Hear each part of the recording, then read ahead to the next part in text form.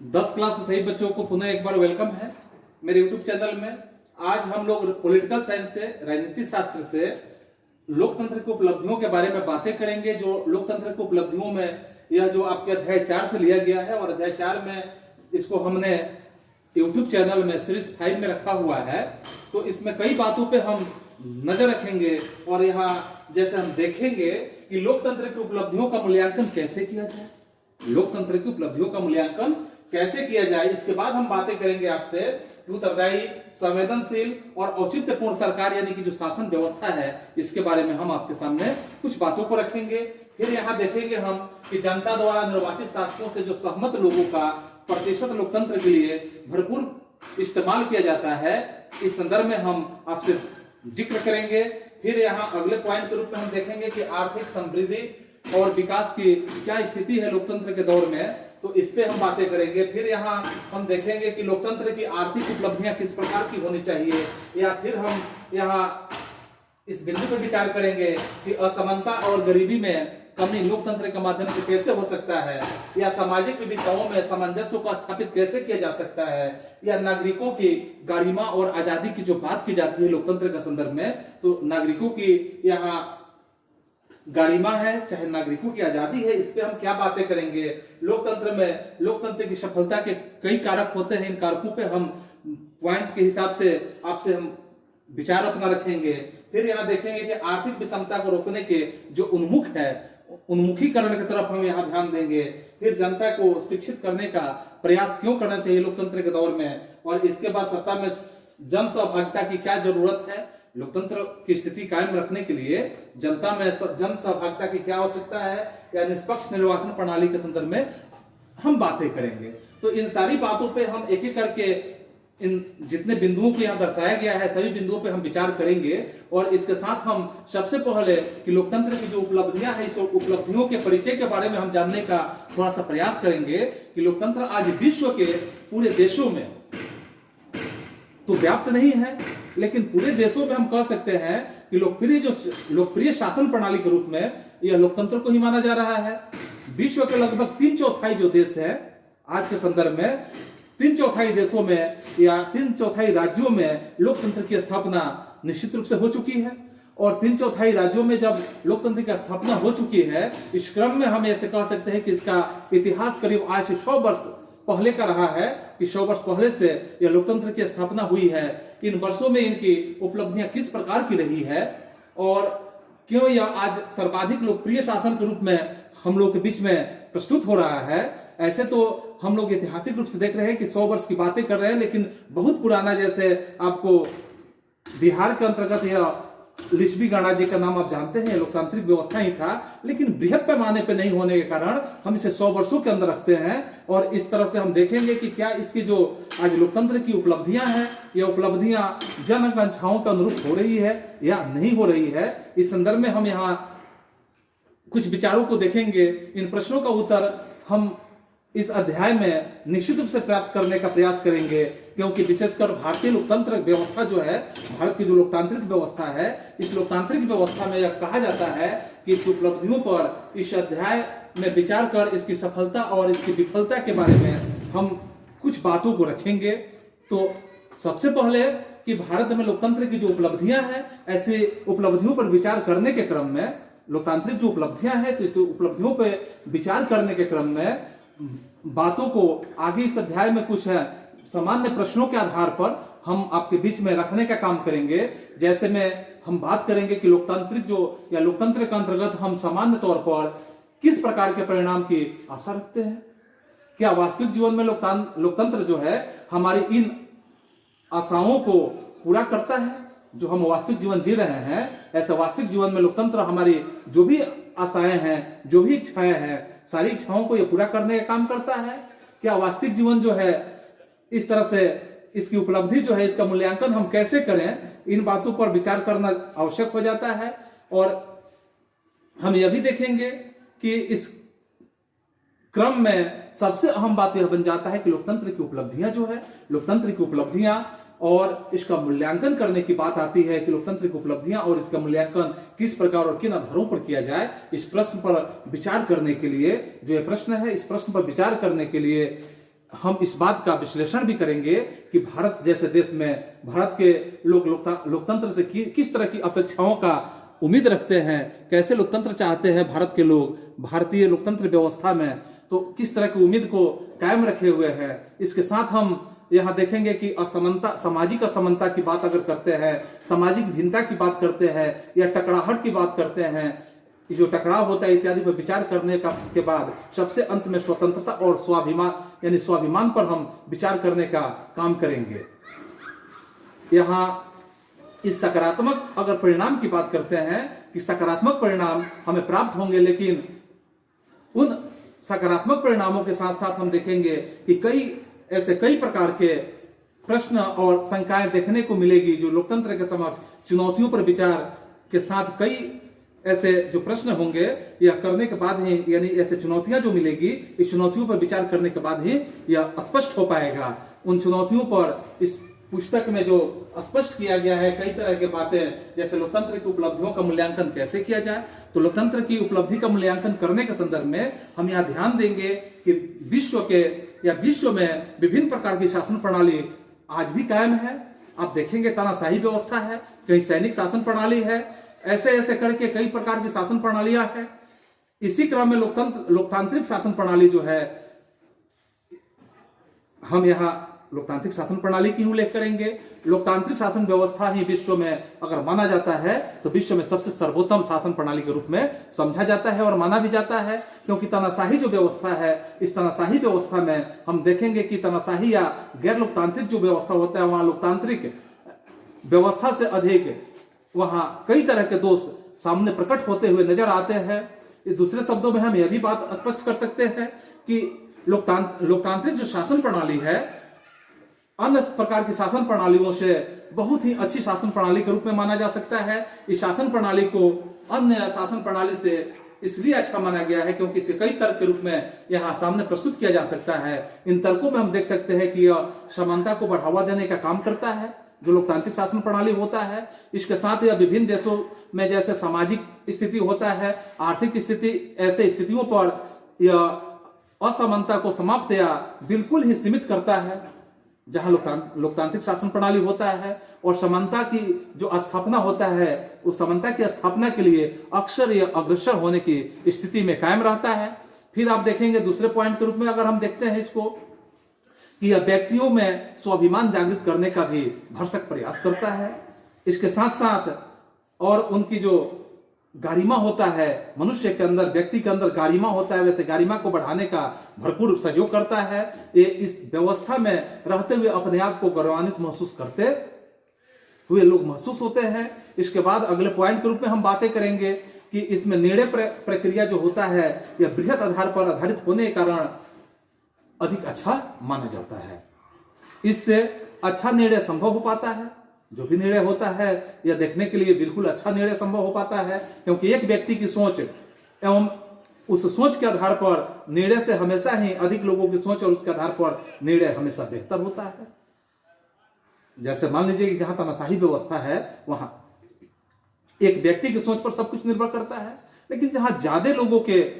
विचार, विवेक, ये सारी चीजों का सम्मिश्रण किया जाए वहां का निर्णय बिल्कुल उस एक व्यक्ति से उचित ही होगा। इसके बाद आप देखेंगे अगले पॉइंट के रूप में हम बातें करेंगे आपसे कि इसके अंतर्गत लोगों के अंदर या लोगों के बीच सामाजिक, आर्थिक,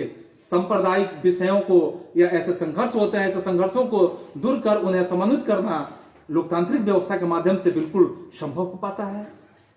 इसके अगले बिंदु पे हम विचार करेंगे कि निर्णय प्रक्रिया में अधिक लोगों के शामिल होने के कारण, जहां इसमें निर्णय की प्रक्रिया होती है, ऐसे निर्णय प्रक्रिया में ज्यादा लोगों के शामिल होने के कारण ही और विभिन्न निकायों एवं संस्थाओं के साथ सम्मिलित होने के कारण यह निर्णय या अन्य प्रकार की जो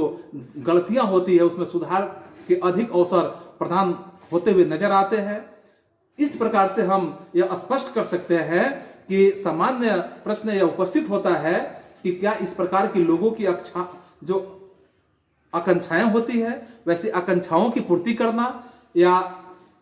लोकतांत्रिक व्यवस्था के अंतर्गत हो पाती है। तो जब हम इसके इर्द गिर्द के लोगों के शासन प्रणाली के संबंध में बातें करते हैं, जैसे भारत की लोकतांत्रिक शासन प्रणाली है, इसके आसपास में जहां गैर लोकतांत्रिक शासन प्रणाली है, वहां से जब हम तुलना करते हैं, दोनों से जब हम बातें करते हैं, तो उनमें से अधिकांश लोग अन्य विकल्प के रूप में राजतंत्र, सैनिक शासन, धार्मिक नेता तथा संचालित शासन के से बिल्कुल ही लोकतांत्रिक व्यवस्था को उचित मानते हैं और सही ठहराते भी हैं,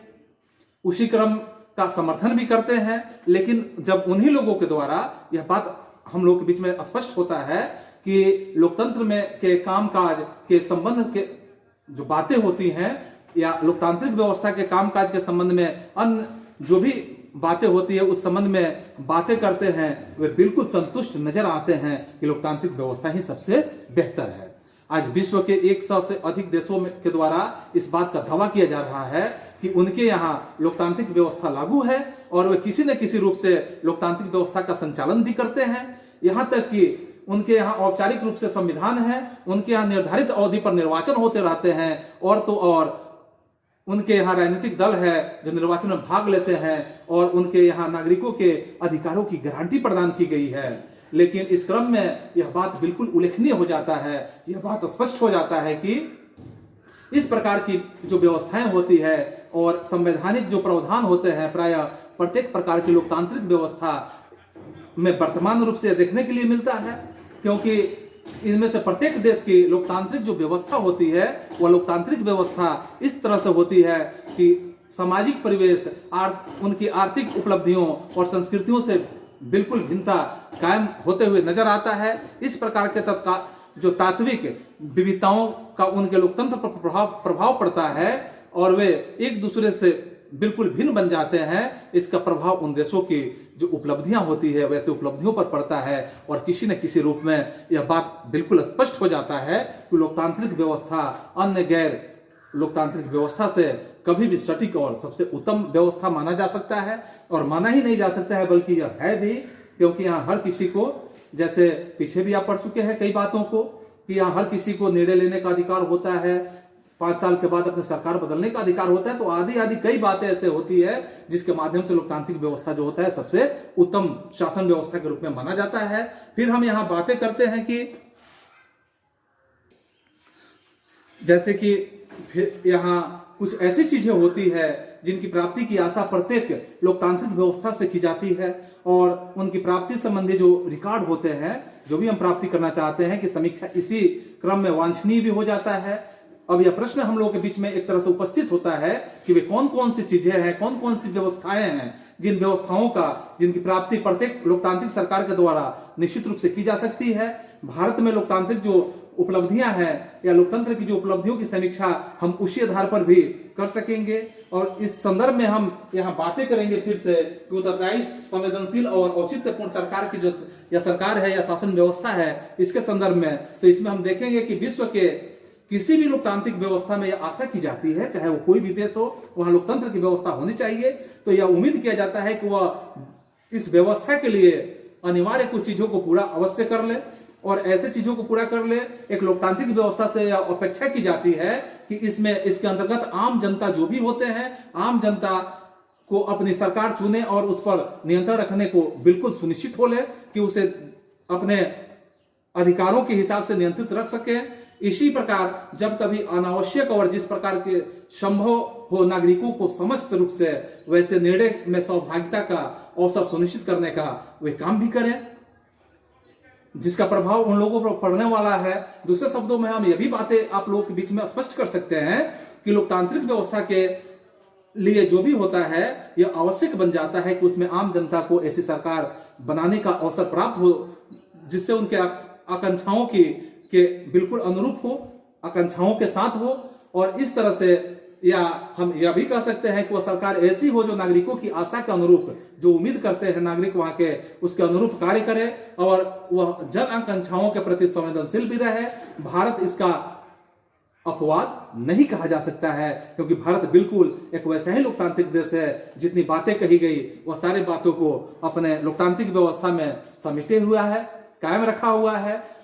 इन सारी बातों से अगर हम यहाँ विचार करते हैं कि विस्तृत जो विश्लेषण होता है, इस विश्लेषण के तहत वे पूर्व में एक प्रश्न यहाँ पे हम लोग के बीच में उपस्थित होता है कि यह प्रश्न इस व्यवस्था के कार्यकुशलता के संदर्भ में ही संबंधित है। और इसके साथ साथ क्या लोकतांत्रिक सरकारें कार्यकुशल सरकार होती है? अगर ये प्रश्न आप लोगों के बीच में उपस्थित किया जाए कि जो भी लोकतांत्रिक सरकार होती है वह क्या कार्यकुशल सरकार होगी या होती है, क्या यह प्रभावशाली ढंग से कार्य करती है, ऐसे यह प्रश्न इस प्रकार से होता है और इसलिए उत्पन्न होता है कि कुछ लोग जो होते हैं लोकतंत्र को कम कार्यकुशल एवं कम प्रभावशाली शासन व्यवस्था के रूप में मानने का भूल कर बैठते हैं। और यह भी देखेंगे कि इस बात से इनकार बिल्कुल नहीं किया जा सकता है कि गैर लोकतांत्रिक जो व्यवस्था होता है, ऐसे गैर लोकतांत्रिक व्यवस्था में जो सरकारों की विधायिका में किसी दूसरे मुद्दे पर बहस या जो बहुमत होता है उस बहुमत की चिंता नहीं होती है, उन्हें जनमत की भी चिंता नहीं रहती है। फलस्वरूप हम यह भी बातें देखेंगे कि किसी प्रश्न पर जल्द निर्णय ले सकते हैं और उन्हें निर्णय में तेजी लाने के लिए या तेजी से लागू करने की स्थिति में होती है, उन्हें बहुसंख्य जो भी बहुसंख्य होते हैं अथवा अल्पसंख्यक की संवेदनशीलता से भी विशेष कार्यशैली के रूप में या इससे विशेष मतलब ही नहीं रहता है। जबकि एक लोकतांत्रिक शासन प्रणाली में किसी भी नीतिगत निर्णय जो विधायिका में काफी विचार विमर्श के बाद ही लेने का काम किया जाता है। इतना ही नहीं, उन्हें बहुमत एवं जनमत का ध्यान रखना पड़ता है, उसे बहुसंख्य एवं अल्पसंख्यक की संवेदनशीलता को बिल्कुल ध्यान रखना पड़ता है। किसी को हम नजरअंदाज करने का काम नहीं कर सकते हैं, क्योंकि नजरअंदाज करेंगे तो वहां पे विपक्ष वाले जो होंगे इस पे एक अहम रोल अदा कर सकते हैं या उस नियम को लागू होने देने से बिल्कुल एक तरह से रोड़ा अटकाने का काम कर सकते हैं। और इसके साथ इस व्यवस्था में बातचीत एवं जो मोल तोल होता है, आपसी मोल तोल करते हैं और इसके आधार पर निश्चित रूप से यह काम हो पाता है। फलस्वरूप नीतियों के जो निर्धारण किए जाते हैं, ऐसे निर्धारण में उनके क्रियान्वयन के लिए या क्रियान्वयन में कुछ विलंब भी होता है। क्या इनमें लोकतांत्रिक सरकारों के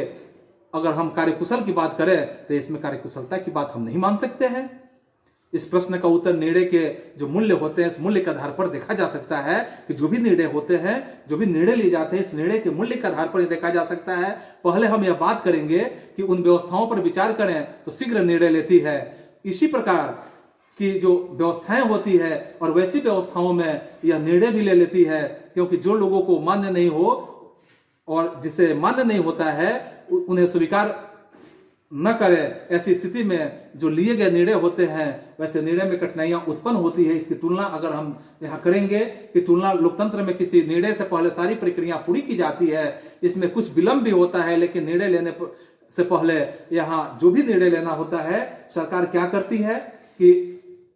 निर्णय लेने से ही पहले सारी प्रक्रियाएं पूरी करना होता है और सरकार द्वारा समस्त प्रक्रिया को पूरा कर लिया जाता है। और ऐसी स्थिति में जो सामान्य रूप से होता है, सामान्यतः निर्णय आम जनता के ऊपर ही फिट बैठता है, वे ज्यादा प्रभावी होती है। इस प्रकार लोकतांत्रिक व्यवस्था में निर्णय प्रक्रिया जो भी होता है, यह प्रक्रिया में जो समय लगता है वह व्यर्थ नहीं जाता है, वे निर्णय आम जनता के लिए मान्य होता है। अतः उन सभी निर्णयों के बारे में अगर हम बात करेंगे कि ऐसे निर्णय को क्रियान्वित करने के लिए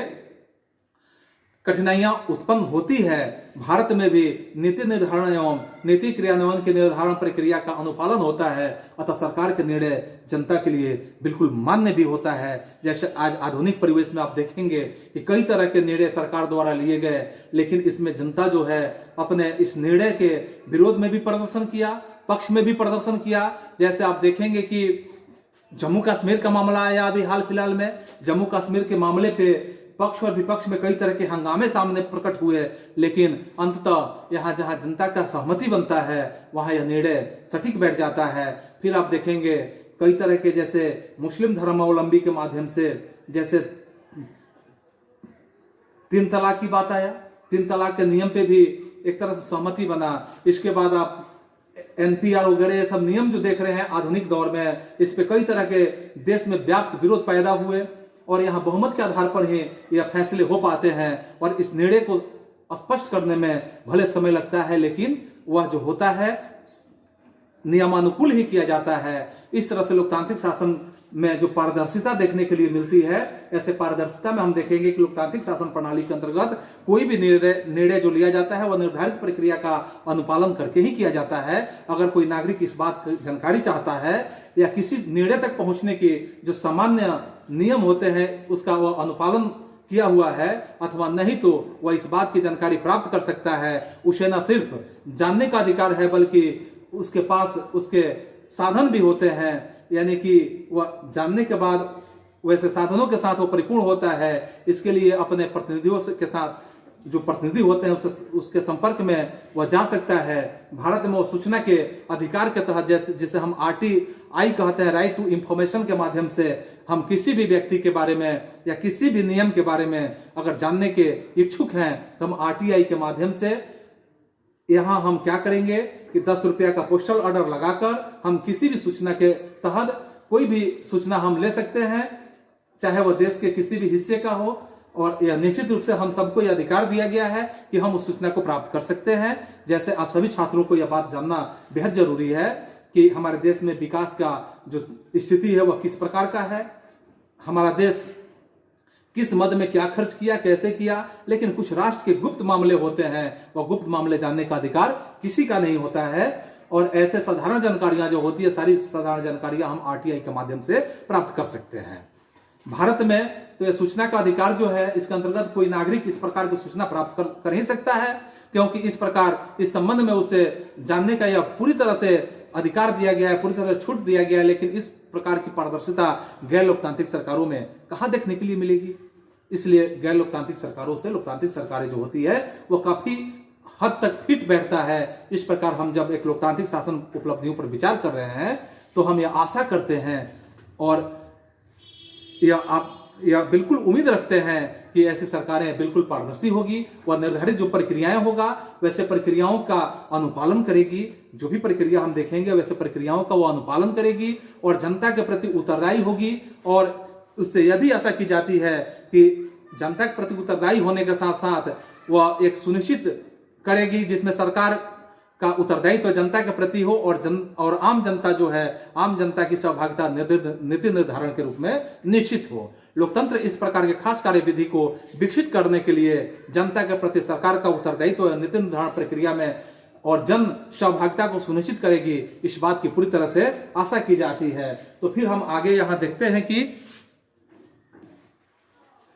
जिसमें हम अगले बिंदु पर विचार कर रहे हैं कि जनता द्वारा निर्वाचित शासकों से सहमत लोगों का प्रतिशत लोकतंत्र के लिए किस तरह से था। तो सहमत लोग जैसे थे, यानी कि जनता द्वारा निर्वाचित कारकों से सहमत लोगों का प्रतिशत, यानी कितने लोग सहमत थे, कौन कौन सा देश के कितने प्रतिशत जनता जो थी सहमत थी लोकतंत्र सही है और कितने प्रतिशत जनता असहमत थी कि लोकतंत्र सही नहीं है, इसका एक हम डाटा आपके बीच में प्रस्तुत कर रहे हैं। जैसे आप देखेंगे कि ऐसे जो बहुत उपयुक्त के रूप में अगर कहा जाए कि दक्षिणी जो एशिया है वह बहुत उपयुक्त के रूप में है। जैसे उपयुक्त माने थे 94% के लोगों ने। इसके बाद श्रीलंका जैसे देश में 98% लोगों ने इस लोकतंत्र को बहुत उपयुक्त माने थे। बांग्लादेश के लोगों में 96% लोगों ने लोकतंत्र को बहुत उपयुक्त माने थे। फिर अब बात करेंगे भारत जैसे देश का, तो भारत जैसे देश में 95% लोगों ने इसे बहुत उपयुक्त माना था कि लोकतंत्र व्यवस्था जो है, लोकतांत्रिक व्यवस्था बहुत ही उपयुक्त है। फिर नेपाल का आकलन किया गया, नेपाल में भी 94% लोगों ने लोकतंत्र को उपयुक्त माना था, उपयुक्त में भी बहुत उपयुक्त माना था। फिर पाकिस्तान की बात करेंगे तो पाकिस्तान जो हमारा पड़ोसी मुल्क है वहां भी देखेंगे तो वहां 81% लोगों ने लोकतांत्रिक व्यवस्था जो है इसको बहुत ही उपयुक्त माना था। इस टीम के द्वारा, वही टीम जो यहाँ जांच किया था, इस टीम के द्वारा प्रस्तुत दूसरे प्रदेश यानी दूसरे जो अध्ययन किया गया उस अध्ययन में प्रतिवेदन से यह स्पष्ट है कि पाकिस्तान को छोड़कर दक्षिण एशिया के सभी राज्य जो थे लोकतांत्रिक को या लोकतंत्र की जो व्यवस्था है ऐसी व्यवस्था को तानाशाही व्यवस्था से बिल्कुल अच्छा मानते हैं। जैसे अगर हम यहाँ तुलना करेंगे कि लोकतांत्रिक व्यवस्था जो है यह सबसे अच्छा है यह कितने देशों ने, तो जैसे यहाँ बांग्लादेश में 69%, भारत में 70%, नेपाल में 62%, पाकिस्तान में 37% और श्रीलंका में 71%। कभी कभी ऐसे मानने वाले कि कभी कभी तानाशाही व्यवस्था भी अच्छी है, तो ऐसे जैसे आप देखेंगे कि बांग्लादेश में 6% लोग थे, भारत में 9% लोग थे। फिर आप नेपाल की बात करेंगे, नेपाल में 10% लोग थे, पाकिस्तान में 14% लोग थे। अब फिर आप श्रीलंका की बात करेंगे तो 11% लोग, यानी इतने प्रतिशत लोगों ने यह माना था कि कभी कभी तानाशाही व्यवस्था भी अच्छी हो सकती है। फिर अब देखा गया कि इसमें कोई अंतर नहीं पड़ता, चाहे वो लोकतांत्रिक हो चाहे राजतांत्रिक हो। ऐसे भी जो आकलन किया गया इसमें देखा गया कि 25% लोग जो है बांग्लादेश के थे, उन लोगों ने कहा कि इसमें मुझे कोई अंतर नहीं पड़ता, चाहे वो लोकतांत्रिक व्यवस्था हो चाहे प्रजातांत्रिक, चाहे वो राजतांत्रिक व्यवस्था हो। फिर अब नेपाल की बात, भारत की बात करेंगे तो उसमें भी 21% लोग थे जिन लोगों ने बताया कि मुझे इससे कोई फर्क नहीं पड़ता है। फिर यहाँ आप भारत के बात करेंगे कि नेपाल की बात, तो नेपाल में भी 28% लोगों ने इस तरह से बहुमत अपना दिया कि इससे मुझे कोई असर नहीं पड़ता है। और पाकिस्तान में देखेंगे तो 49% लोगों ने यह स्पष्ट किया कि मुझे इससे कोई असर नहीं पड़ेगा। श्रीलंका में भी 18% लोगों ने बात कहा कि मुझे इससे कोई असर नहीं पड़ेगा। तो इस तरह से आप इन सारे आंकड़ों को देखने से पता चलता है कि सब मिला जुला कर यह बातें आता है कि लोकतांत्रिक व्यवस्था ही सबसे उत्तम व्यवस्था है, क्योंकि ज्यादा प्रतिशत यहाँ मत जो है, यहाँ आंकड़ा जो इकट्ठा किया गया था, आंकड़ा में ज्यादा प्रतिशत मत देने वाले लोग जो थे वो लोकतांत्रिक व्यवस्था को ही मानने वाले लोग हैं। और लोकतांत्रिक व्यवस्था में यह सबसे उत्तम मानने वालों का प्रतिशत सबसे ज्यादा रहा है। इसलिए लोकतांत्रिक व्यवस्था विश्व की व्यवस्था में, विश्व की शासन प्रणाली की व्यवस्था में सबसे उपयुक्त व्यवस्था निश्चित रूप से है। फिर अगले संदर्भ में, अगले पॉइंट के रूप में हम देखेंगे कि लोकतंत्र के रूप में आर्थिक समृद्धि और विकास का जो प्रश्न आता है कि यहाँ आर्थिक समृद्धि और विकास का किस तरह से हम अध्ययन करेंगे, तो लोकतांत्रिक सरकारों के माध्यम से यह आशा की जाती है कि लोगों को एक अच्छी शासन या अच्छी प्रशासनिक व्यवस्था प्रदान करेगी। और साथ में ऐसी स्थिति में स्वाभाविक तौर पर यह विचार किया गया कि यहाँ के इस तौर पर जो लोग हैं यह आशा करेंगे कि प्रशासनिक जो व्यवस्थाएं हैं या शासनिक जो व्यवस्था है, ऐसे प्रशासनिक व्यवस्था के द्वारा जो विकास संबंधी कार्य हैं ऐसे कार्य किए जाएंगे। और विकास संबंधी कार्यों को जब किए जाएंगे, लेकिन यहाँ व्यवहार के रूप में हम देखेंगे कि व्यवहार में लोकतांत्रिक व्यवस्थाएं लोगों की इन आकांक्षाएं हैं, इच्छाएं हैं, ऐसे इच्छाओं के मापदंड पर खरी नहीं उतरी है। यदि 20वीं शताब्दी के अगर 50 वर्षों में हम देखें, यानी 1950 से लेकर 2000 ईस्वी के बीच में, यानी 50 वर्षों के अंतराल की तुलना किया जाता है, विकास संबंधी उपलब्धियों पर विचार किया जाए तो बिल्कुल स्पष्ट हो जाता है कि तानाशाही शासन व्यवस्था के अंतर्गत विकास का दर जो है वो लोकतांत्रिक व्यवस्था से थोड़ा सा, लोकतांत्रिक व्यवस्था में अगर हम देखेंगे कि तानाशाही व्यवस्था का विकास का दर लोकतांत्रिक व्यवस्था से कुछ ज्यादा ठीक रहा है। क्योंकि इस प्रकार सीमित विकास दर निश्चित ही लोकतांत्रिक व्यवस्था के लोगों के लिए एक चिंता का विषय बन जाता है, क्योंकि लोकतांत्रिक व्यवस्था में जो विकास दर है वो सीमित हो जाता है। और इस तरह से लोकतांत्रिक व्यवस्था के लिए बिल्कुल एक तरह से चिंता का विषय बन जाता है। लेकिन सिर्फ विकास की गति या धीमी गति के आधार पर लोकतांत्रिक शासन को अगर हम अस्वीकार कर दें, अगर हम नहीं माने, तो यहाँ कहा जा सकता है क्योंकि आर्थिक विकास कई कारकों पर, या देश की जो जनसंख्या होता है, देश की आकार होता है, देश की भौगोलिक स्थिति होता है, इसकी संरचना होता है, वैश्विक परिस्थिति होता है, देश का परिवेश होता है। और ऐसे स्थितियों पे विकास दर भी निर्भर करता है, क्योंकि देश का विकास तभी संभव हो पाता है कि जब यह सारे परिस्थितियां होती है और आप ये जानते हैं। लेकिन हम इस क्रम में यह बात भी उल्लेखनीय कर देना चाहते हैं कि कम विकसित राज्यों के विकास की दर की तुलना यदि तानाशाही शासन व्यवस्था के राज्यों के साथ किया जाए तो लोकतांत्रिक राज्यों के साथ, अगर हम वैसे तानाशाही राज्यों और लोकतांत्रिक राज्यों के साथ अगर इस तरह की हम तुलना करते हैं तो यहाँ पे यह अंतर नगण्य हो जाता है। समग्र रूप से यह कहा जा सकता है, यानी सभी बातों को मिलाकर यह स्पष्ट रूप से कह सकते हैं कि लोकतांत्रिक आर्थिक विकास की जो गारंटी नहीं है, लेकिन लोग यह अपेक्षा जरूर रखते हैं कि लोकतंत्र जो भी है विकास के प्रश्न पर तानाशाही व्यवस्था से कहीं भी पीछे नहीं है। क्योंकि लोकतांत्रिक व्यवस्था में भी विकास की दर अगर देखा जाता है और जहां तानाशाही व्यवस्था है यह उससे कहीं भी पीछे नहीं है। तो इस तरह से अगर हम यहाँ आर्थिक विकास की बात करते हैं, आर्थिक विकास की दर करते हैं, तो यहाँ विकास की दर में लोकतांत्रिक व्यवस्था भी ठीक ठाक जाता है और तानाशाही व्यवस्था भी कुछ हद तक ठीक होता है। तो सिर्फ विकास से तुलना करके हम सिर्फ यह नहीं कह सकते हैं कि लोकतांत्रिक व्यवस्था तानाशाही व्यवस्था से उत्तम नहीं है। ऐसा कहना बिल्कुल गलत हो सकता है। इसके बाद हम देखते हैं यहाँ कि जो यहाँ लोकतंत्र की अगले बिंदु के रूप में लोकतंत्र की आर्थिक उपलब्धियों की अगर हम बात करते हैं कि लोकतंत्र की आर्थिक उपलब्धियां या इसके संदर्भ में बातें अगर हम लोग समझने का प्रयास करेंगे, जिसमें हम स्पष्ट रूप से यह कह सकते हैं कि आर्थिक जो उपलब्धियां हैं, तो आर्थिक उपलब्धियों के सीमित होने के दायरे होते हैं या सीमित होने के बावजूद लोकतंत्र के पक्ष में प्रस्तुत तर्क काफी महत्वपूर्ण बन जाता है और भाव एक तरह से भावपूर्ण भी बन जाता है, क्योंकि उनका संबंध हमारे मूल्यों से भी निर्भर करता है। इस संदर्भ में वाद विवाद की कोई गुंजाइश कायम ही नहीं हो पाता है। लेकिन इस प्रकार के बहसों से इतनी सुगमता से यह बात कहा जाए या सुगमता से यह निपटने का हम प्रयास करें तो हम सुगमता से निपट भी नहीं सकते हैं। लेकिन लोकतंत्र की जो व्यवस्था है कि लोकतंत्र के संदर्भ में बहस को कुछ तथ्यों एवं आंकड़ों के आधार पर निष्पादित करने का जो हम लोग काम कर सकते हैं, तो निष्पादित करने का जो हम काम करेंगे, इस निष्पादन के साथ साथ लोकतंत्र संबंधी आर्थिक जो उपलब्धियां होती है, इस उपलब्धियों में हम देखेंगे कि इस प्रकार के बहस का एक क्षेत्र भी बन जाता है। पिछले कई वर्षों में या कई वर्षों से हम देखेंगे कि अध्ययता के द्वारा लोकतंत्र की आर्थिक विकास और आर्थिक विषमता के बारे में, कि इसके मध्य में जो संबंधों से संबंधित एक विशिष्ट या सबूत के तौर पे एक तरह से जो आंकड़े एकत्रित किए गए हैं, इस प्रकार से प्राप्त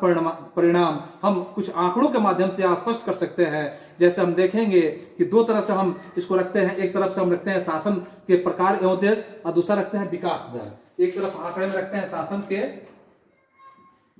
प्रकार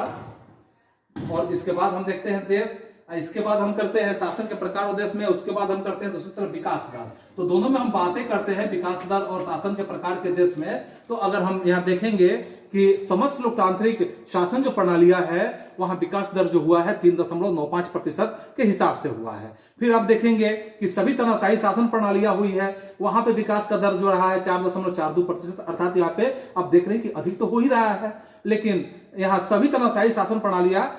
जो है यहाँ समस्त लोकतांत्रिक प्रणालियों से कुछ हद तक विकास दर में आगे जा ही रहा है। तानाशाही व्यवस्था वाले जो गरीब देश हैं, अब यहाँ हम संपन्न देशों की बात किए, फिर हम बात करेंगे कि जो तानाशाही व्यवस्था वाले गरीब देश है, वहां पे भी विकास का लक्ष्य जो रहा है वह 4.34% के रूप में रहा है। फिर यहाँ लोकतांत्रिक शासन प्रणाली की बात करते हैं, जो गरीब देश वाले स्थिति है, वहां भी 4.28%। तो यहाँ पे बहुत ज्यादा अंतर नहीं हो रहा है, यानी कि गरीब देशों के बीच में और गरीब तानाशाही देशों के बीच में जो विकास का लक्ष्य रहा है वह बहुत ज्यादा अंतर नहीं रहा। लेकिन जो संपन्न देश है वहां पे थोड़ा अंतर देखने के लिए मिला है। तो इस टेबल के माध्यम से हम यह स्पष्ट कर सकते हैं कि जैसे हम कुछ राज्यों की बात करें कि जैसे हम देखेंगे कि राष्ट्रीय आय प्रतिशत भाग जो है, जैसे ऊपर के 20% लोग के अगर हम बात करते हैं कि दक्षिण अफ्रीका में जैसे है कि 64.4% और नीचे के 20% लोगों की बात करते हैं तो वहां 2.9% का लक्ष्य रहा है। इसके बाद आप देखेंगे ब्राजील की बात आप करेंगे तो वहां पे 20% से ऊपर वाले 63% के लक्ष्य में और 20% से नीचे वाले जो है उनका जो है 2.6% के लक्ष्य में रहे हैं। आप रूस की बात करेंगे तो 20% से ऊपर वाले में यानी कि 53.7% और 20% से नीचे वालों में यानी 4.4% का हिसाब रहा है। और इस तरह से आप संयुक्त राज्य अमेरिका के रूप में देखेंगे तो वहां 20% से ऊपर वालों में 50% का लक्ष्य रहा है, यानी कि ये अपने राष्ट्रीय आय को प्राप्त किए। और 20% नीचे वालों में 4.0% के हिसाब से। अब फिर ब्रिटेन की बात करेंगे यानी 20% से ऊपर वाले में, और फिर आप देखेंगे 20% से नीचे वाले में 6% का रहा। और इस तरह से डेनमार्क की बात करेंगे तो डेनमार्क में 34.05%, और फिर आप देखेंगे कि 20% से नीचे वालों का लक्ष्य जो रहा 9.6%। हंगरी की बात करेंगे तो हंगरी में आप देखेंगे 34.4%, 20% से ऊपर वालों में और 20% नीचे वालों में 10% का हिसाब रहा। तो इस स्रोत जो है यह डेमोक्रेसी एंड डेवलपमेंट के हिसाब से जो political institute and well being in the world जो 1960 और 1990 के बीच में जो कैम्ब्रिज विश्वविद्यालय यानी कैम्ब्रिज विश्वविद्यालय लंदन में है, जिसके द्वारा एक डेटा जो है प्रस्तुत किया गया था, जिस डेटा का मैंने यहाँ पे आपको एक उदाहरण प्रस्तुत किया। फिर आप देखेंगे यहाँ अगले बिंदुओं पर कि असमानता एवं गरीबी में कमी। लोकतांत्रिक व्यवस्था में असमानता और गरीबी में कमी की बात जहां आता है तो ऐसे असमानता और गरीबी में कमी की वृद्धि के रूप में कि आम जनता जो होती है लोकतांत्रिक व्यवस्था के पक्ष में या लोकतांत्रिक शासन प्रणाली से यह आशा जरूर रखती है सभी आम जनता कि यह आर्थिक जो असमानता है, ऐसे आर्थिक असमानता को दूर करने का यह भरपूर प्रयास करेगा। इसके साथ जब कोई देश आर्थिक विकास करता है या आर्थिक विकास का लक्ष्य प्राप्त करने का वो प्रयास करता है, तब भी वह इस प्रकार की जो आय बढ़ती है तो बढ़ी हुई आय का इस प्रकार वितरण संभव हो पाता है और लोगों को उस आय से उचित हिस्सा प्राप्त हो सके, ऐसे अच्छा जीवन बसर कर सके क्या एक लोकतांत्रिक शासन प्रणाली में अगर हम ऐसे बातों को रखते हैं कि आर्थिक विकास के साथ ही लोगों के बीच आर्थिक असमानता में वृद्धि होती है, तो इस तरह से क्या लोकतांत्रिक वस्तुओं का अगर न्यायोचित रूप से हम बातें करेंगे कि वितरण कर पाता है, तो क्या लोकतांत्रिक लोगों को अवसर की समानता प्रदान करता है या प्रदान हो पाता है? तो इस क्रम में यह उल्लेखनीय बन जाता है, बिल्कुल यह साफ स्पष्ट रूप से नजर आता है कि लोकतांत्रिक शासन प्रणाली जो है राजनीतिक समानता पर आधारित होता है और जो भी प्रतिनिधि होते हैं, प्रतिनिधियों के चुनने के प्रत्येक नागरिक को समान अधिकार प्राप्त होता है। इस दृष्टि में लोगों के अंदर किसी प्रकार का भेदभाव नहीं देखा जाता है। इस तरह या इस प्रकार से जो क्षेत्र होते हैं, क्षेत्र में संख्या का महत्व होता है, गुण अथवा मेधाविता का महत्व बिल्कुल नहीं रह पाता है कि किसके अंदर क्या गुण है, क्या मेधाविता है। और लेकिन इस क्रम में यह उतना ही सत्य है कि लोगों को राजनीतिक समानता मिलने के बाद भी आर्थिक असमानता में वृद्धि होने लगती है। सीमित संख्या के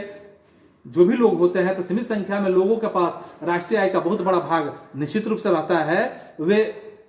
अपने अनुपात में संपत्ति का कहीं अधिक हिस्सा प्राप्त कर लेते हैं। इसकी आय में निरंतर वृद्धि होने की या वृद्धि होने का क्रम जो होता है बना रहता है। इस प्रकार देश की कुल आय में उसकी हिस्सा बढ़ता रहता है। और आप देखेंगे यहाँ कि समाज में निम्न हिस्से के लोगों को अपने जीवन यापन करने के लिए, जो जीवन यापन करना चाहते हैं, तो जीवन यापन करने के लिए अत्यधिक सीमित एवं आय एवं धन निर्भर करना पड़ता है। उनकी आय इतनी सीमित हो जाती है कि अपनी अनिवार्य आवश्यकताएं जो भी होता है, वैसे अनिवार्य आवश्यकताओं की पूर्ति करने के लिए वे निरंतर कमी की स्थिति महसूस करते हैं। और गरीब वर्ग निरंतर और भी गरीब होते चला जाता है और अमीर वर्ग जो होता है और अमीर होते चला जाता है। यह हमारे प्रजातांत्रिक लोकतांत्रिक व्यवस्था का एक विशेष आप असमानता के रूप में देखना चाहेंगे तो यह स्पष्ट रूप से आपको नजर आएगा। वास्तविक जीवन में हम पाते हैं कि लोकतंत्र जो होता है आर्थिक असमानता को कम करने में बहुत सफल नहीं माना जा रहा है। इसका भारत में हम इसका अगर बात करेंगे तो यह एक उदाहरण के रूप में प्रस्तुत हो रहा है कि देश को आजाद हुए आज देख रहे हैं कि कितने वर्ष हो गए, 7 दशक हो चुके हैं। और 7 दशक में आप देखेंगे कि यहाँ क्रमबद्ध एवं निरंतर लोकतंत्र कायम है और आर्थिक असमानता को कम करने के लिए यहाँ सफलता आज तक नहीं मिल पाया है।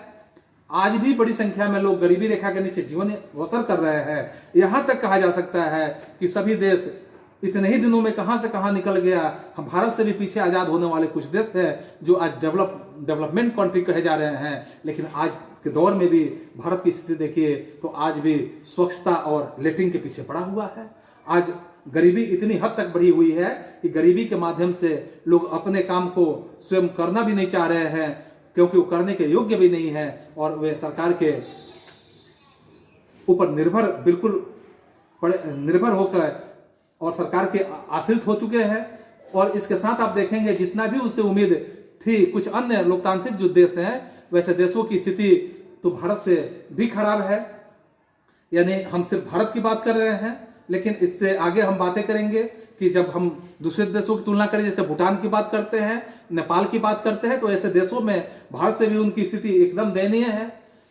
क्योंकि वहां भी लोकतांत्रिक व्यवस्था है। उदाहरण के तौर पर हम और भी पड़ोसी राज्यों की बात कर सकते हैं, बांग्लादेश की बात कर सकते हैं। तो भारत की जनसंख्या जो है या आधी से अधिक जनसंख्या गरीब की जिंदगी जीने के लिए बिल्कुल क्या है, बाध्य है। कई गरीब लोकतांत्रिक जो देश हैं आज भी धनी, वहां बहुत ज्यादा घनी आबादी होने के कारण विकसित राज्यों पर खदान के लिए भी वे आश्रित हो गए हैं कि विकसित राज्य उन्हें खदान उपलब्ध कराएंगे तो उनका भोजन का कार्य चल पाएगा। तो इस तरह से जो है असमानता बनी हुई है, गरीबी की स्थिति कायम है। इसके बाद हम यहाँ फिर विचार करेंगे कुछ बिंदुओं पे, जैसे कि अर्थात यहाँ सामाजिक विविधता में सामंजस्य स्थापित करने का जो भूमिका है, इस पे हम बातें रखेंगे कि जहां तक हम बात करते हैं कि सामाजिक विविधता में जो सामंजस्य स्थापित करने की बात आती है, तो यहाँ सामंजस्य स्थापित करने में यहाँ एक प्रश्न हम लोग के बीच में सामने स्पष्ट होता है कि क्या लोकतांत्रिक शासन जो व्यवस्थाएं हैं वो व्यवस्थाएं शांति और सद्भावपूर्ण जीवन व्यतीत करने के लिए साबित यानी हम लोग के बीच में बिल्कुल वो सहयोगात्मक साबित हुए हैं अथवा नहीं। एक लोकतांत्रिक जो व्यवस्था है, शासन है, यह आशा अवश्य की जा सकती है उससे कि यह आम जनता को शांतिपूर्ण एवं सद्भावनापूर्ण अगर विचार होते हैं, ऐसे जीवन व्यतीत करने में यह सहायक सिद्ध होगा या नहीं होगा। तो ऐसे कई बातें हम लोग के बीच में आता है, जैसे पूर्व में के अध्याय में हम लोगों ने कई बातों को समझा है और इस तरह से। लेकिन हम यहाँ देखेंगे कि इसके साथ साथ इस तथ्य से भी हम इनकार नहीं कर सकते हैं कि जो भी तथ्य है हम लोग के बीच में, कि कोई भी जो समाज होता है अस्थायी तौर पर विभिन्न जो समुदाय होते हैं, समुदायों के मध्य विवाद या टकराव की जो स्थिति अस्थायी समाधान ढूंढ सकने में सक्षम नहीं होता है। लेकिन इस क्रम में अगर हम देखेंगे कि लोकतंत्र में यह आशा की जा सकती है कि जब कभी किसी भी प्रकार का तनाव अथवा टकराव की स्थिति उत्पन्न होती है, तो वैसे टकराव और तनाव की स्थिति में क्या होता है कि उसके द्वारा सामंजस्य यानी समस्या का समाधान का कोई ना कोई रास्ता जरूर निकाल ही लिया जाता है। इस प्रकार की उत्पन्न जो समस्याएं होती है, इसका समाधान निकालने में लोकतंत्र अधिक सक्षम व्यवस्था के तौर पर विश्व स्तरीय देखा जा रहा है, क्योंकि गैर लोकतांत्रिक शासन प्रणाली द्वारा इस प्रकार के मतभेदों की या तो उपेक्षा कर दी जाती है या उन सामाजिक जो विविधताएं होती है उनको बलपूर्वक दबाने का भरसक प्रयास किया जाता है। इसका उदाहरण जो पिछले अध्याय में हम लोगों ने देखा था कि जैसे आप देखेंगे कि श्रीलंका की व्यवस्था है, अब और भी देशों का उदाहरण कई तरह से हम लोगों ने देखा था कि वहां एक वर्ग जो है दूसरे वर्ग को दबाकर और अपने बातों को ऊपर रखने का भरसक प्रयास करता है। तो इस प्रकार हम यह कह सकते हैं कि सामाजिक अंतर विभाजन और टकराव को से कुशलतापूर्वक निपटने में लोकतंत्र काफी हद तक सक्षम है और यह परिपूर्ण भी है, क्योंकि यह निश्चय ही एक लोकतांत्रिक व्यवस्था का एक बहुत बड़ा गुण के रूप में माना जा सकता है। इसका प्राय अभाव हम देखेंगे कि इसका प्राय जो यह अभाव होता है या अभाव गैर गणतांत्रिक व्यवस्था में देखने के लिए बिल्कुल मिलती है। लेकिन इस क्रम में श्रीलंका की घटना को जैसे मैंने अभी उदाहरण के तौर पर दिया था कि हम कह सकते हैं कि वहां जो लोकतांत्रिक व्यवस्था है वो लोकतांत्रिक व्यवस्था इस प्रकार की है कि वहां के लोकतंत्र को 2 शर्तों का अनुपालन निश्चित रूप से करना चाहिए। प्रथम बात यह होता है श्रीलंका के लिए कि इस क्रम में इस बात का ध्यान रखा जाना चाहिए कि लोकतांत्रिक व्यवस्था जो है, इस व्यवस्था का अर्थ सिर्फ बहुमत की राय में शासन करना नहीं हो जाता है। बहुमत को अगर हम सदा के लिए या सदा ही अल्पमत पर ध्यान नहीं दे पाते हैं तो ये कदाचित उचित नहीं है, क्योंकि बहुमत को हमेशा अल्पमत पर भी ध्यान रखने की जरूरत होता है। बहुमत को हमेशा अल्पमत के साथ मिलकर काम करने की जरूरत होता है। और यहां तक कि जिसे सरकार जन सामान्य की इच्छा होती है, इस शिक्षा के आधार पर कार्य करने वाली एक सरकार मानी जा सकती है, क्योंकि बहुमत और अल्पमत सदा अस्थायी नहीं रह सकता है। और आज बहुमत में है वह कल अल्पमत में भी हो सकते हैं। इस तरह से जो आज यहां कह सकते हैं कि जो आज अल्पमत में है वह कल बहुमत में भी हो सकते हैं। यही कारण है कि लोकतंत्र जो होता है, लोकतंत्र में सरकारें बदलते रहती है। कभी अल्पमत वाले बहुमत में चले जाते हैं और बहुमत वाले अल्पमत में आ जाते हैं। तो यहाँ और बहुमत वाले को अल्पमत की बातों को नजरअंदाज करने की कोई जरूरत नहीं होता है। फिर इसकी दूसरी बातों पर हम ध्यान देंगे कि इस बात का यह ध्यान रखा जाना चाहिए कि बहुमत का शासन जो होता है वह बहुमत समुदाय का, बहुमत प्रजातीय जो होता है अर्थात बहुमत धर्मावलंबी जो होते हैं या बहुमत भाषाई लोगों की सरकार होती है, इसमें परिणत न हो जाए। और बहुमत के शासन का मतलब ही होता है कि नीति निर्धारण में कोई निर्वाचन में अलग जो लोग होते हैं, ऐसे अलग अलग लोग या समूह बहुमत का निर्माण कर सकते हैं अथवा बहुमत में आ सकते हैं। एक लोकतंत्र सच्चे अर्थ में उसी समय तक लोकतंत्र में रखा जाता है जब तक वह प्रत्येक व्यक्ति को या प्रत्येक नागरिक को किसी न किसी अवसर पर बहुमत का हिस्सा बनने का मौका मिलते रहता है। यदि किसी व्यक्ति की बात करते हैं कि व्यक्ति विशेष को जन्म या धर्म के आधार पर, अगर हम यहाँ भाषा इत्यादि के आधार पर बहुसंख्य समुदाय का हिस्सा बनने से रोका जाता है, तो वैसे स्थिति में आप देखेंगे कि लोकतांत्रिक जो व्यवस्था होता है उस व्यवस्था विशेष में या वैसे व्यवस्था विशेष के लिए यहाँ समावेशी बिल्कुल नहीं रह जाता है। इसके साथ इस प्रकार की जो सामाजिक विविधता के मध्य सामंजस्य स्थापित करने की बात आती है कि इसकी स्थापना करना ही लोकतांत्रिक व्यवस्था का सर्वोत्कृष्ट एक गुण माना जाना चाहिए। इसके बाद हम देखेंगे कि सामाजिक विविधता का सामंजस्य के बारे में हमने समझा। इसके बाद हम देखेंगे कि नागरिकों की जो गरिमा है, नागरिकों की गरिमा और आजादी की बात आता है कि लोकतंत्र में नागरिकों की गरिमा की बात कैसे रखी जाती है या गरिमा कैसे देखा जाता है या लोगों की आजादी की बात कैसे हो सकता है। तो जहां तक व्यक्तियों की गरिमा और स्वतंत्रता का प्रश्न हम लोग के बीच में यहाँ उपस्थित हो रहा है, तो इस पर हम देखेंगे कि जो लोकतांत्रिक व्यवस्था है, ऐसे लोकतांत्रिक व्यवस्था किसी भी अन्य शासन प्रणाली में अधिक अच्छी शासन व्यवस्था के रूप में मानी जाती है, क्योंकि प्रत्येक नागरिक चाहता है कि उसे अन्य लोगों को या अन्य लोगों के जैसा ही उसे अधिकार दिया जाए, जो विशेष अधिकार वाले व्यक्ति दिखते हैं।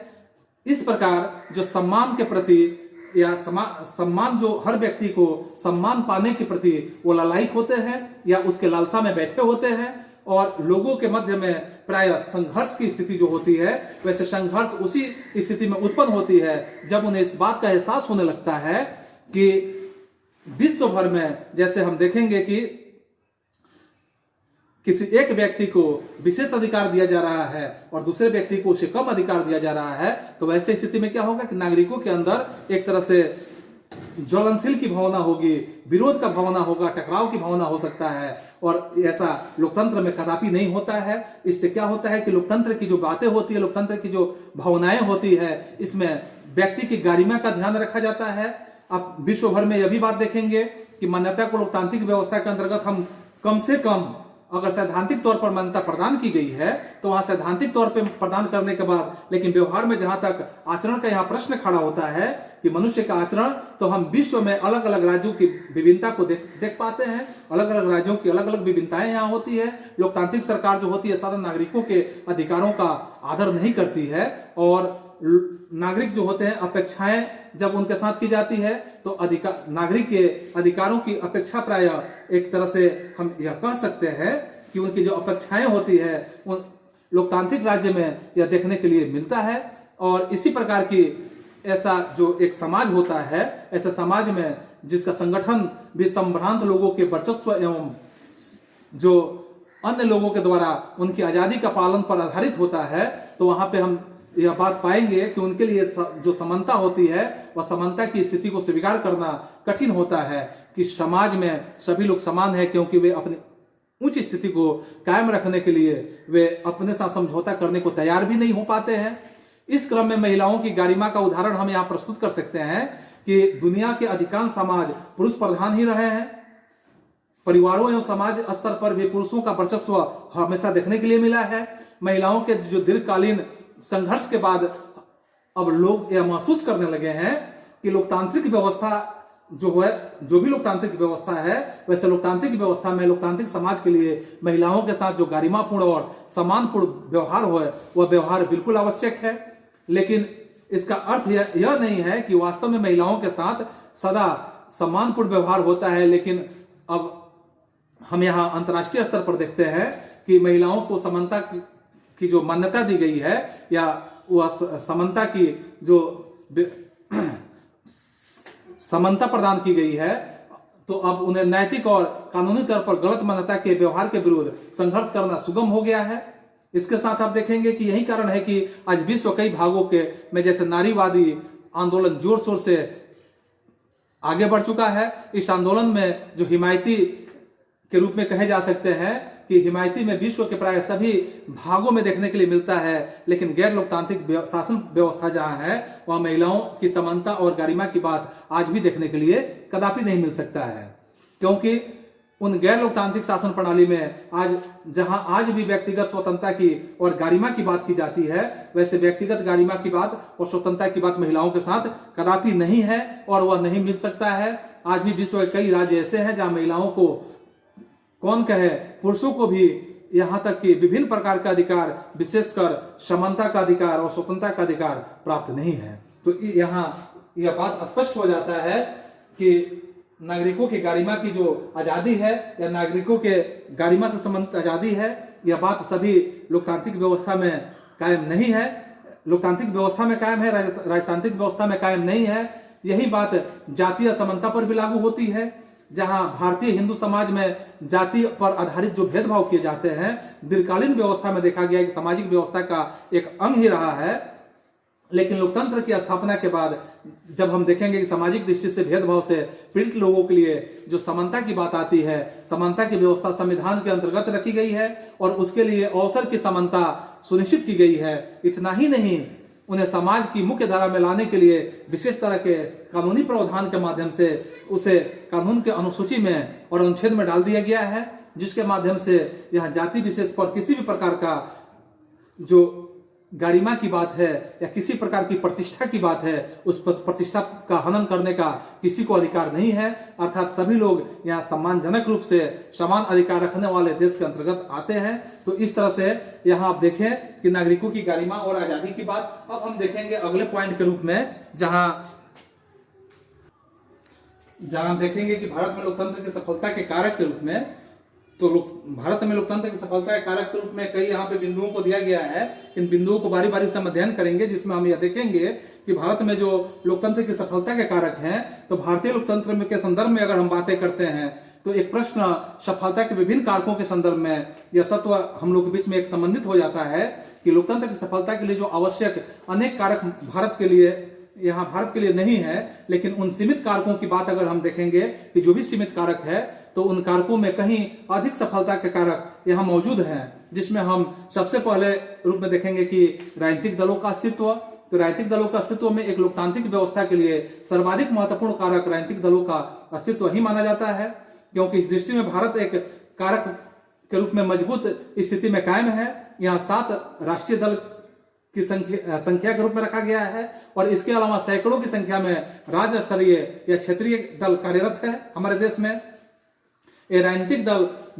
जो भी विविध हित होते हैं, यानी अलग अलग हित होते हैं, ऐसे हितों का प्रतिनिधित्व करते हैं जो लोकतंत्र की सफलता के लिए एक तरह से विशेष रूप से कार्य करते हैं। इसके बाद हम अगले बिंदुओं पर विचार करेंगे, जिसमें हम कह सकते हैं कि प्रबुद्ध जनमत। तो प्रबुद्ध जनमत का मतलब आप समझ रहे हैं कि लोकतंत्र की सफलता के लिए दूसरा महत्वपूर्ण अगर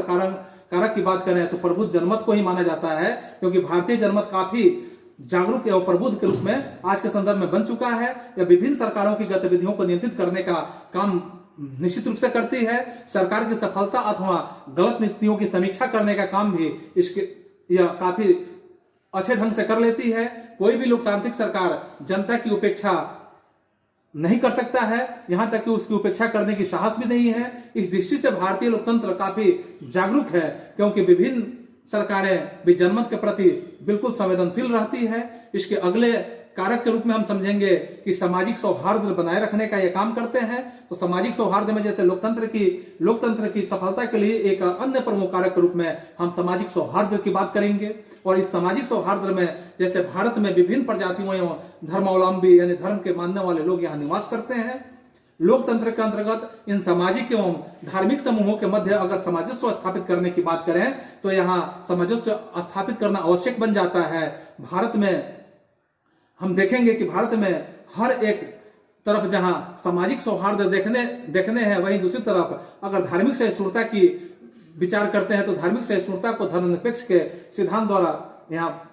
प्रदान किया जाता है। फिर आप इसके अगले पॉइंट के रूप में देखेंगे आर्थिक विषमता को रोकने की ओर उन्मुख होना। तो आर्थिक विषमता को रोकने की ओर उन्मुख होने का काम भी यहाँ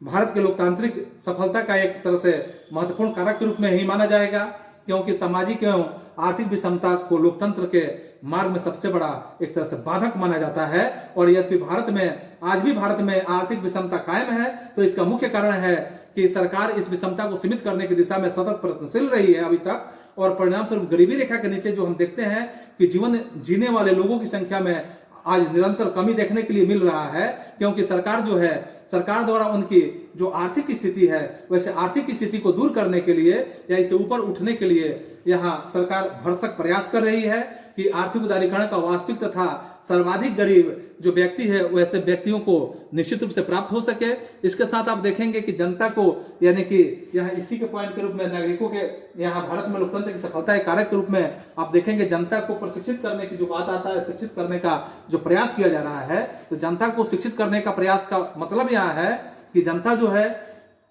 जैसे शिक्षित होने का मतलब कि लोकतंत्र की सफलता के लिए जनता को शिक्षित करना सबसे जरूरी एक तरह से आवश्यक तत्व के रूप में माना जाता है, क्योंकि भारत में आज लगभग 35% लोग आज भी अशिक्षित के रूप में जाने जाते हैं। इतना ज्यादा शिक्षा का प्रचार प्रसार करने के बाद भी 35% लोग अभी भी अशिक्षित हैं, और सरकार प्रत्येक नागरिकों को शिक्षित करने के दिशा में प्रयत्नशील आज भी है, क्योंकि शिक्षा के अधिकार को अब मौलिक अधिकार बना दिया गया है और लोगों को शिक्षा का दायित्व स्वयं सरकार ने अपने ऊपर स्वयं ले लिया है, और हर व्यक्ति को शिक्षित करने का दायित्व सरकार निर्वहन भी कर रही है। लेकिन भारत में अशिक्षित जनता भी दीर्घकालीन लोकतांत्रिक व्यवस्था के कारण अपने अधिकारों के संदर्भ में देखेंगे कि अपने अधिकारों और कर्तव्यों को भली भांति समझ रही है। ऐसी स्थिति में हम पाएंगे कि लोकतंत्र के मार्ग में यह बाधक नहीं बन सकता है। जब शिक्षा का दौर तेजी से बढ़ेगा तो लोकतंत्र में बाधा पहुंचने की कोई यहाँ पे गुंजाइश सामने नहीं आएगा। फिर आप देखेंगे कि सत्ता में जन सहभागिता की बात आता है, तो सत्ता में जन सहभागिता का मतलब यहाँ है कि लोकतंत्र जो होता है, इस लोकतंत्र में सरकार के लिए जो भी सत्ता की बात आता है कि सत्ता में जनता की सहभागिता एक विशेष आवश्यक कारक के रूप में माना जाता है, क्योंकि भारत में जो भी जन सहभागिता है वह काफी हद तक देखा जाता है। जनता की सहभागिता की बात आती है तो निरंतर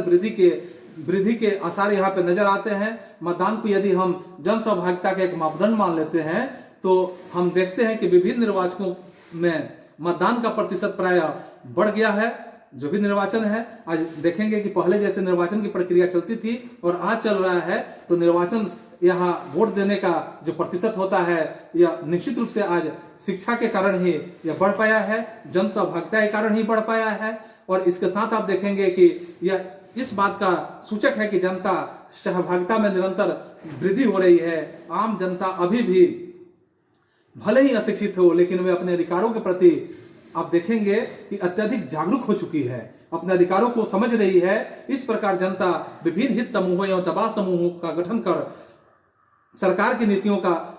या सरकार की जो नीतियां होती है वैसे नीतियों को प्रभावित करने में अपना महत्वपूर्ण रोल अदा करती है। और इतना ही नहीं, आम जनता जो होती है, आम जनता के द्वारा आप देखेंगे कि यहाँ जो भी मुद्दे होते हैं, कुछ विशेष खास मुद्दे जो होते हैं, वैसे मुद्दों पर जन आंदोलन का सहारा भी लिया जा रहा है। और जैसे आप देखेंगे कि भारत के इतिहास में आज